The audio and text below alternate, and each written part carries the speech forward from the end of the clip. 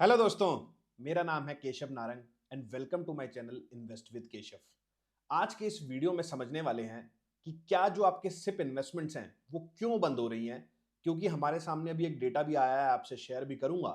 क्या आपने भी अपने सिप के इन्वेस्टमेंट को स्टॉप कर दिया है या फिर अपने सिप के इन्वेस्टमेंट को स्टॉप करने का सोच रहे हैं due to the current market fall. इस वीडियो में मैं डिटेल में चर्चा करने वाला हूं इस टॉपिक के ऊपर, तो वीडियो को अंत तक जरूर देखें।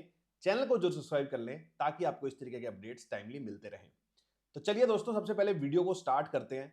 तो जैसा कि आपको पता है, हमारे ब्रॉडर इंडेक्सेस, अगर निफ्टी, बैंक निफ्टी और जो मिड कैप और स्मॉल कैप हैं, पिछले 6 महीने के अंदर हमने बहुत बड़ी गिरावट देखी है। अगर मैं निफ्टी की यहां पर बात करता हूं तो निफ्टी के अंदर हमें आज की डेट में जब मैं वीडियो बना रहा हूं तो बेसिकली हमें 15% के आसपास की करेक्शन देखने को मिल गई है।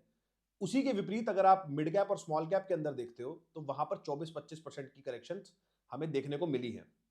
और लगातार हमें 6 महीने होने जा रहे हैं कि हमारा जो फॉल है स्टॉक मार्केट के अंदर, वो लगातार कॉन्टिन्यूस बेसिस पे, अगर आप निफ्टी पे देखोगे तो लगातार 6 रेड कैंडल्स हमारे सामने बनी है, जो पिछले 25 साल में ये पहली बार हुआ है। पहली बार मतलब लास्ट 25 साल पहले हुआ था, बट उसका रेवलेंस बहुत कम था क्योंकि तब के स्टॉक मार्केट्स और आज के स्टॉक मार्केट्स में बहुत ज्यादा फर्क है।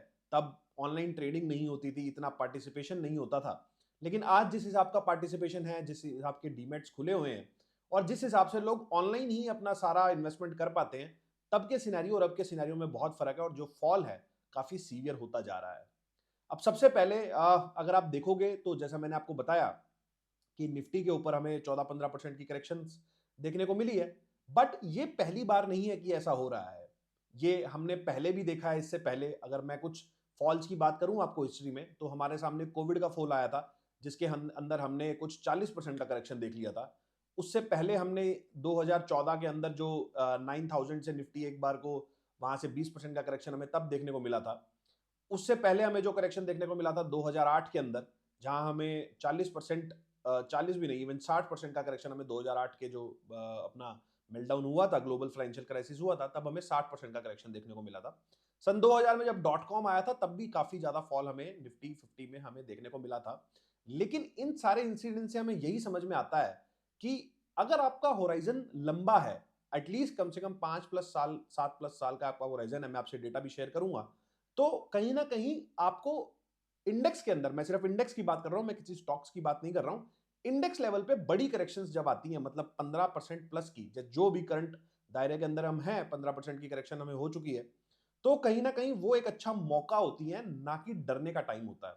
बट बहुत सारे लोग इस टाइम पे डर जाते हैं, इस समय पे उनको लगता है कि मार्केट खराब हो गया है। लेकिन वही वो टाइम होता है जब आपको ज्यादा यूनिट्स, अगर आप म्यूचुअल फंड के थ्रू सिप्स करते हैं, तो बेसिकली वही वो टाइम होता है जब आप ज्यादा से ज्यादा यूनिट्स को एकुमुलेट कर सकते हैं। बट आपका स्टॉक मार्केट एक ऐसी जगह है जहां पर जो न्यूज होगी वो कभी भी, अगर रेट्स नीचे आए हैं, मतलब करेक्शन हुई है, तो कभी भी न्यूज फ्लो जो होगा वो बेसिकली अच्छा नहीं होगा। वो न्यूज फ्लो आपको अलाउ नहीं करेगा कि आप अपने इन्वेस्टमेंट्स को कंटिन्यू रखो। बट आपको अपना डिसिप्लिन मेंटेन करके रखना पड़ता है। इन्वेस्टिंग का जो काम है वो basically it's all about discipline. आप अच्छे टाइम में कैसे थे, बुरे टाइम में कैसे थे, अगर आप अपना डिसिप्लिन मेंटेन करके रखते हैं तो कहीं ना कहीं आपको लॉन्ग टर्म में बहुत अच्छे रिटर्न्स मिलते हैं। मैं आपको एक उदाहरण के लिए आपको बात बताता हूं कि मान लीजिए, जैसे जिस तरीके से जिंदगी में होता है, हमारा सुख भी आता है, दुख भी आता है। अगर आप दुख वाले टाइम पे भी उसको निकाल लेते हो, हंस के निकाल लेते हो, तो बहुत अच्छी बात है। क्योंकि जब अच्छा टाइम आएगा तो बेसिकली वही इंसान उस टाइम को एंजॉय कर पाएगा जिसने बुरा टाइम देखा है। ये एक दिन रात की तरह है। अगर रात आई है, रात को मैं यहाँ करेक्शन से जोड़ रहा हूं, अगर रात आई है तो दिन भी जरूर आएगा। ये धूप छांव की तरह है, अगर धूप है तो छांव जरूर आएगी, छांव है तो धूप जरूर आएगी। तो इसी तरीके से जो करेक्शंस है बेसिकली मार्केट के अंदर, वो एक पार्ट है ट्रेंड का। दो तरीके की चीजें होती हैं मार्केट में, या तो ट्रेंड होता है या करेक्शंस होती हैं। तो इससे पहले हमने 3-4 साल जो हमने देखा बेसिकली कोविड से अब तक, वो एक बड़ा ट्रेंड था। अब हमें करेक्शंस देखने को मिली है। अब इस करेक्शंस के बाद जब ये करेक्शन पूरी हो जाएगी, अभी पूरी हो जाए, अगले साल पूरी हो जाए, कैसे भी पूरी हो जाए, जब भी टाइम वाइज, प्राइस वाइज, वो जो भी टाइम होगा, लेकिन उसके बाद हमें एक नया ट्रेंड देखने को मिलेगा। लेकिन ट्रेंड के अंदर आप तभी हो पाओगे जब आप करेक्शंस का पार्ट होगे। ऐसा नहीं हो सकता, इतना समझदार तो यहां पे कोई भी नहीं है कि वो जब चलने वाला हो या जब बॉटम लग रहा हो वो बाय कर ले, और जब टॉप लग रहा हो वो हट जाए। इतना समझदार इस मार्केट के अंदर अभी कोई नहीं हुआ है। मैं आपसे कुछ डेटा शेयर करता हूँ, स्क्रीन शेयर करता हूँ आपसे, वहां कुछ डेटा शेयर करता हूँ, एक बार उसको भी डिस्कस करते हैं, तो आपको थोड़ा ब्रॉडरली डिसीजन मेकिंग करने में ज्यादा आसानी होगी। मैं आपसे एक बार अपनी स्क्रीन शेयर करता हूँ।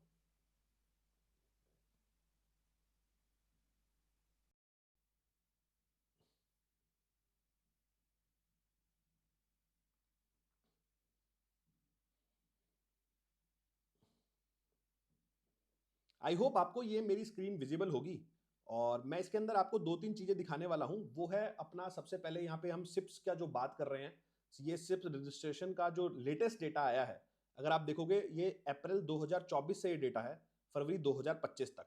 तो अभी नंबर ऑफ जो न्यू सिप्स थी बेसिकली, वो बेसिकली अगर हम फेब के अंदर देखते हैं, मैं लेटेस्ट डेटा की बात करता हूं, तो बेसिकली वो था 44.6। और अगर आप देखोगे जो सिप्स बंद हुई हैं वो बंद हुई है 54.7। तो कहीं ना कहीं जो नेगेटिव ग्रोथ हुई है बेसिकली वो हुई है 10.1 की।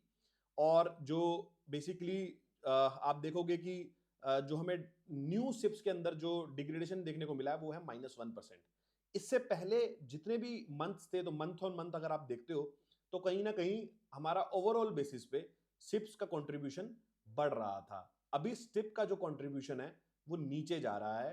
और शायद यही रीजन है, जिस तरह से मार्केट्स गिर रहे हैं तो लोग शायद परेशान हो रहे हैं, लोग अपने स्टॉक मार्केट को कहीं ना कहीं अपने सिप के इन्वेस्टमेंट्स को बंद करना चाहते हैं। ऐसा इस डेटा से पता चलता है। आई होप अगर आप ऐसा सोच रहे होगे या आपने बंद करी होगी तो आपका भी डेटा इसके अंदर जरूर आया होगा। और ये डेटा आई थिंक आपने हर जगह आप सुन रहे होगे या देख रहे होगे। तो ये जो चीज है बेसिकली इन्वेस्टर्स को काफी ज्यादा परेशान कर रही है, पर्टिकुलरली जैन और फेब के मंथ में जिस हिसाब से मार्केट गिरा है। अब एक बार हम देखते हैं कि बेसिकली जो मैं आपसे दूसरी चीज शेयर करना चाहता था, अब एक बार हम देखते हैं कि किस तरीके का रिटर्न जो हिस्ट्री के अंदर हुआ है, एक बार हम उसको शेयर करते हैं। तो ये जो मैंने आपके साथ शेयर कर रहा हूं बेसिकली, ये मैं आपके साथ निफ्टी 50 के रिटर्न शेयर कर रहा हूं। और अगर आप इसके अंदर देखोगे बेसिकली, तो ये यहां से ईयर वाइज रिटर्न है। और ईयर वाइज रिटर्न के अंदर हम यहां पे एनुअल रिटर्न्स देखते हैं, तो अगर आप देखोगे 2024 के अंदर हमें 8% का एनुअल रिटर्न मिला है। और 23 के अंदर हमें अगर आप देखोगे तो बेसिकली 19% का रिटर्न मिला है। जहां पर 4% का रिटर्न आया है 2022 के अंदर, और 2021 के अंदर हमें 24% का रिटर्न आया था। तो अगर आप देखोगे इस पूरे हिस्ट्री को, ये जो डेटा है 2001 से है। और अगर मैं ध्यान से देखता हूं तो इसमें बड़े नेगेटिव ईयर्स भी आए हैं। अगर आप देखोगे तो जैसे पिछला बड़ा नेगेटिव ईयर जो था, अगर छोटा ईयर की बात करूं तो वो था ईयर वाइज, ये 1 जनवरी से 31 जनवरी का डेटा है, तो वो था -4%। उसके अलावा जब -24% अगर आप देखोगे 2011 के अंदर, जब 24% -24% था, तो कई लोग वहां पर निकल गए होंगे, कई लोगों को लगा होगा शायद सिप बंद कर देनी चाहिए। लेकिन आप उसके 3 साल का अगला रिटर्न देखो, 27%, 6%, 31%। तो ये पिछले पहले हो चुका है। उससे पीछे अगर हम देखते हैं 2008 के अंदर, तो -51% एक साल का रिटर्न था निफ्टी का। लेकिन अगले 2 साल देखो आप, +75%, +17%। तो ये ब्रॉडर आपको इस चीज को ध्यान रखना है। उससे पहले 2001 के अंदर ये -16% था, और उसके बाद आप अपना अगले 3-4 साल का रिटर्न देखो, 3%, 71%, 10%, 36%, 39%। तो किस तरीके की तेजी आती है जब हमें कोई फॉल देखने को मिलता है। अभी रिसेंट में अगर आप देखोगे तो लगातार 5-6 साल हमें लगातार पॉजिटिव देखने को मिले हैं। कोई भी हमें नेगेटिव ईयर यहां पर नहीं मिला है। इस हो सकता है ये ईयर हमें नेगेटिव मिल जाए, ऐसा हो सकता है। अभी हम अप्रैल में वीडियो बना रहे हैं, और सॉरी अब मार्च में वीडियो बना रहे हैं, बट हो सकता है हमें ये साल नेगेटिव देखने को मिल जाए। लेकिन उसके अगले जो 3-4 साल होंगे, फिर वो कहीं ना कहीं हमारे सामने पॉजिटिव आते हैं, ऐसा हमें डेटा से पता चलता है। मैं आपसे एक डेटा और यहां पर शेयर करता हूं, जो थोड़ा सा ब्रॉडर डेटा है, और उसमें थोड़ी आपको क्लैरिटी ज्यादा आएगी। और वो जो डेटा है, आई होप मेरी जो, मैं आपसे एक डेटा और शेयर करना चाहता हूं यहाँ पे।